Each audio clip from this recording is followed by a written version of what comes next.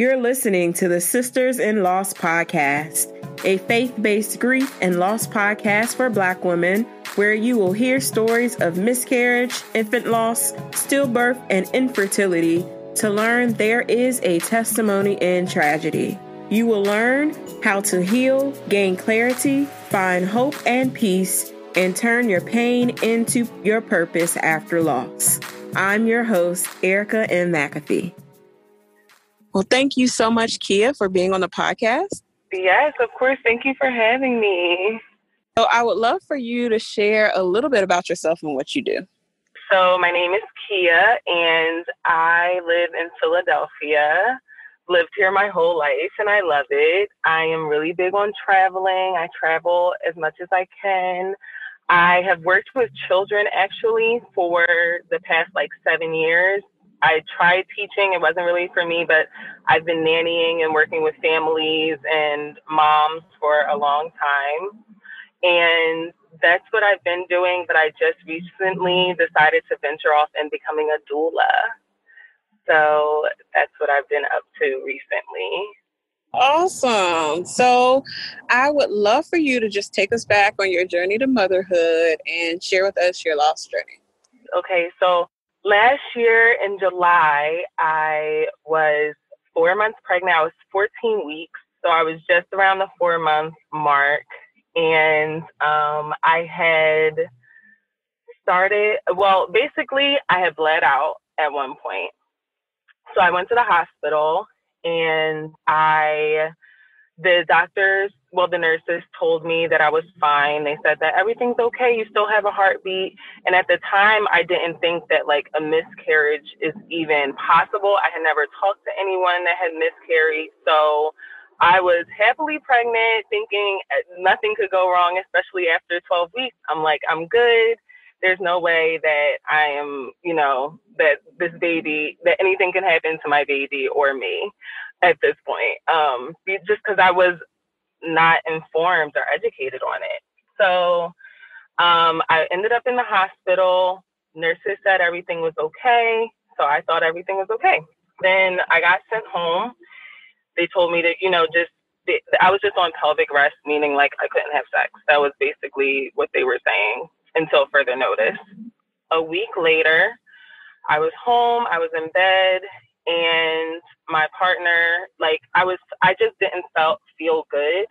I was tossing and turning, and my partner, he got out of the bed just because of how uncomfortable I was. And I just kept telling myself, if I can just fall asleep, I'll be fine. I probably have I don't know, something small is probably wrong. I just need to go to sleep so that I can, relieve myself of this uncomfortability. So I go to sleep, and I woke up suddenly. So it was dark in the room, and I just remember suddenly waking up with this weird feeling, and I was like, oh, I just peed myself. I thought I peed myself. So I hop up out of the bed, and I call for my partner. He turns on the light, and I was like, did I pee myself, or is it blood? What's happening? Little did I know, my water had broke at the time. I didn't know what was happening, but that's what was happening. I realized later on that my water broke, and suddenly I just remember feeling a rush of pain and a rush of heat, and I couldn't really walk. So I go into the bathroom, and I was really hot. So I get in the tub, I put water on, cold water on myself, or my partner put cold water on me because I was going crazy, in so much pain. And I basically went into labor, and my baby came.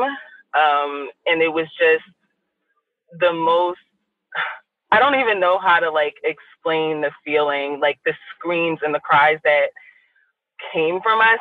I'll never forget that feeling and that pain that I was going through.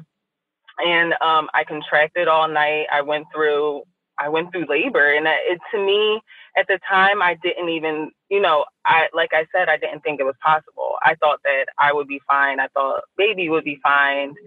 And at the time, I still didn't even know the sex until after I had him. Turned out I had a baby boy, and it was just the most emotional, sad time. I didn't even know what to do. So I go to the hospital, come back home, and I was down and out for a good, I want to say like month. I went through a lot mentally. I would even say postpartum depression. I went through a lot of body changes, just so much change, so much, pain and healing, still healing. But at the time, I would say like that following month was probably the hardest month of my life. And that is my birth story. Wow. So what did you do after that month? Did you go through or get a grief counselor or a therapist? How did you start that healing process? Yeah. So at the time I was, even before I was pregnant, I've been in therapy for, at least a year prior to that, to even being pregnant. So I did talk to my therapist, but it took me a lot of just alone time to recover. I think that's what I felt like I needed. And then, to be quite honest, I just fell and leaned on God completely. I just took time to try to connect maybe with others that had miscarriages. Like, I went as far as talking to like a friend of mine's cousin that lived in a whole other city that I never met before, because she was able to relate so much with my story. And I hadn't had any friends that had went through what I went through. So really just talking about it to other women and talking to other, finding women at my church that had miscarried before. And so there is a lot of pain, but there's also a lot of happiness that came from such a troubling and trying time for me. So after that month of going through a lot of pain, especially emotionally, I dug myself out of it and, talked to my pastor a lot and just did as much as I can to mentally heal and physically heal, of course. I listened to your podcast. That actually helped a lot. Hearing other people's stories, it really just got me through that time. And then I prayed myself out of it. Moving forward, I decided to, at the time, so this is the big picture, I think, and something that is, to me, it made me closer to God and changed my spirituality for the better. It just changed the way I looked at everything and divine timing and all of that. So I was pregnant at the same time as my little sister. Our due dates were actually only 2 weeks apart. And so it was really hard in the beginning to even talk to my sister, see pregnant people. It was really hard, and it hurt me so much that I had this almost resentment towards her or any other woman, because that's not like me. But, after what I went through, it felt like I didn't have much control over those feelings. So my younger sister, eventually we reconnected. I started focusing more on what I was gaining with my nephew and less of what I had lost once I was able to, properly heal by myself, and was able to talk to her and reconnect with my sister again, because we hadn't talked for that month really, or at least the first couple weeks. So a few months later, after me and my sister, my sister was probably like a month before the baby was supposed to be born. And I decided to become a doula because honestly, it felt like a calling. It didn't even feel like I made the decision. God told me that was my next move.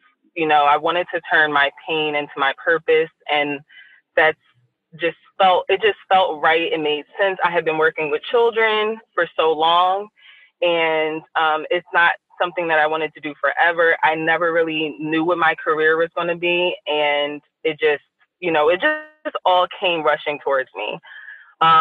2 weeks after I made the decision and started doing some practices and watching YouTube videos, and even started taking classes online, my sister goes into labor, and I am holding her hand the whole 24 hours of labor, and experienced the most beautiful thing I could ever experience in my life, being there with her, watching her give birth, seeing her be strong, and I was full of joy and happiness.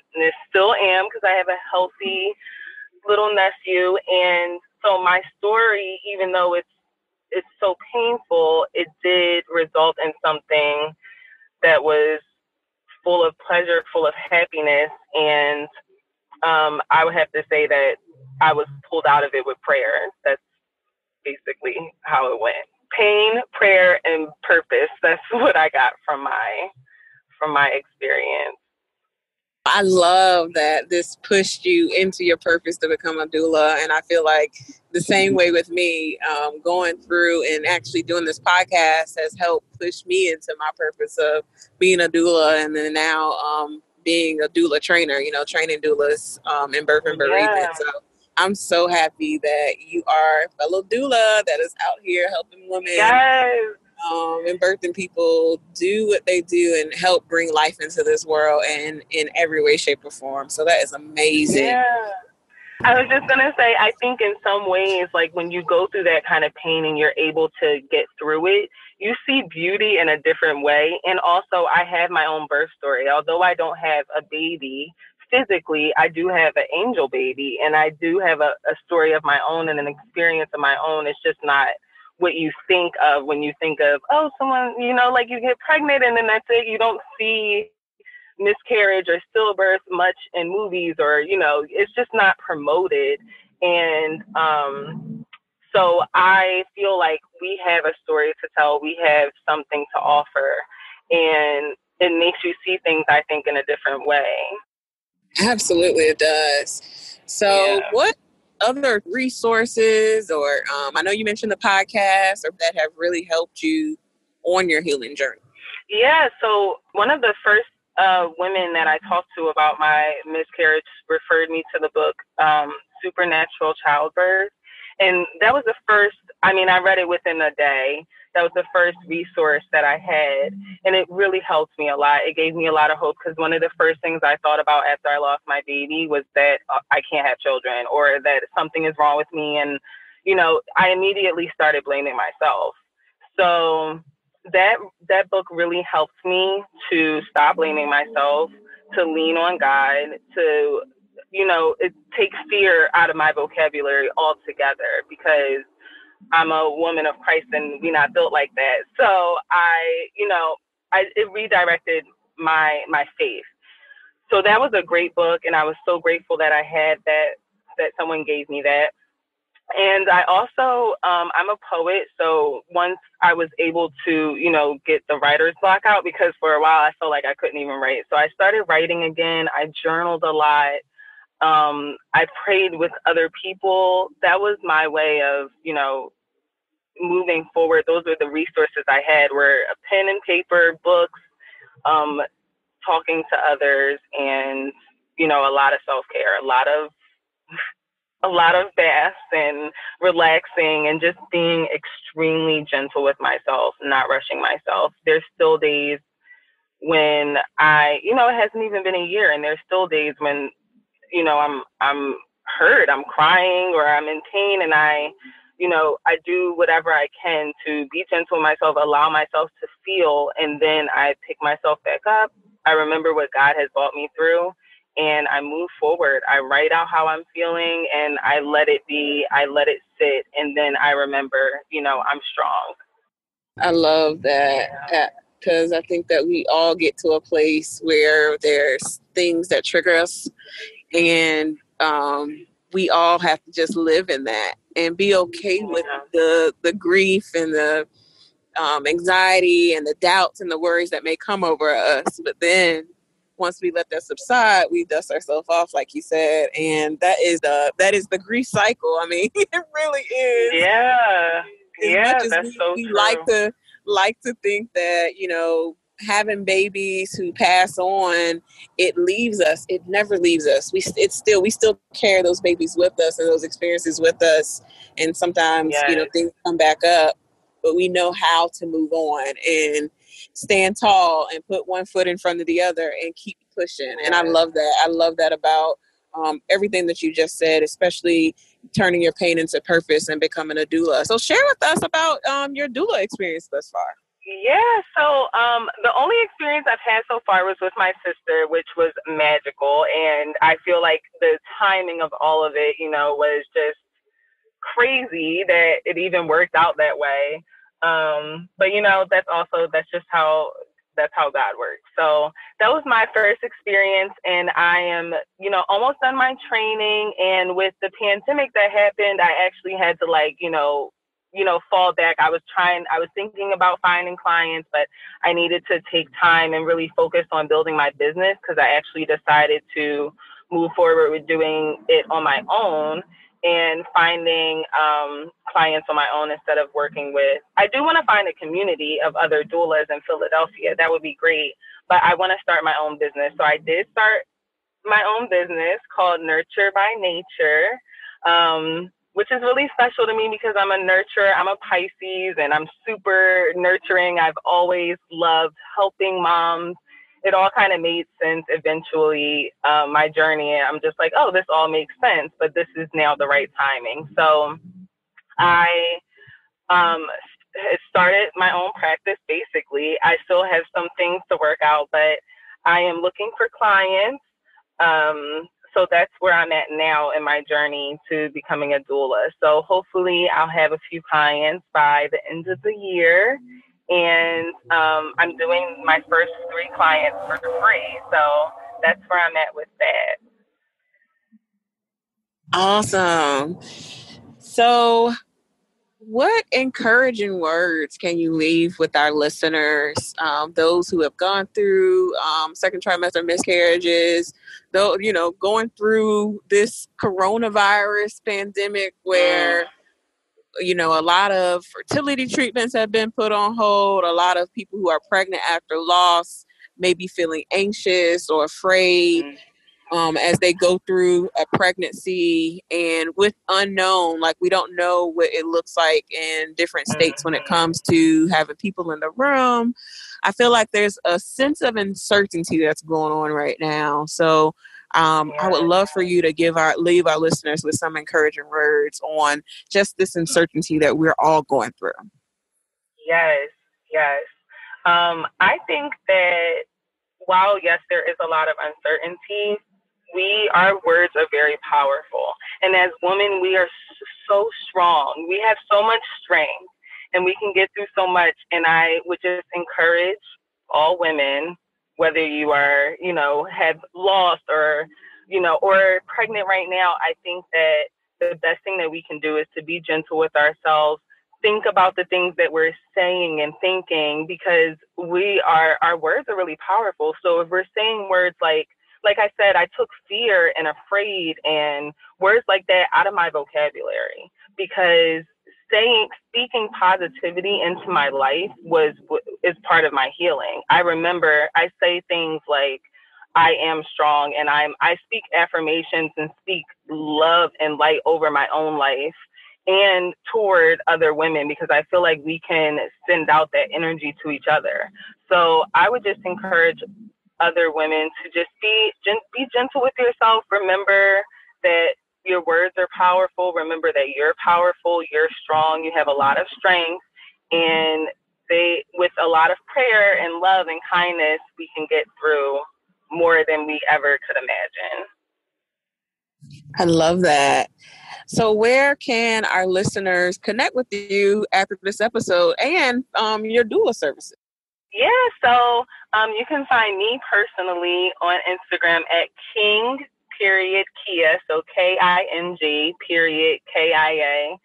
on Instagram. And my doula services, that page is Nurture by Nature _. So those are, and it's not much yet, but I promise it's going to be major. And I am also personally trying to make sure I focus on women that have, that of course need support, that are carrying their babies to term, having healthy, happy babies. But I'm also here to support women who have lost or that have had abortions or whatever. I want to be there to support womb care and doula services. So. Thank you so much, Kia, for sharing your story and light with us. It's been such a pleasure. Yes, thank you. Thank you so much for speaking with me.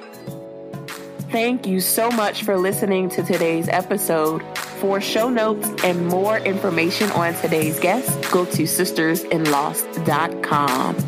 If you have not joined our online community, go to sistersinloss.com as well as sign up for our newsletter. We want you to be a part of the community so you can know all of the events that we have planned on as Sisters in Loss. Go to sistersinloss.com, sign up for our newsletter, join our online community, and stay connected with us.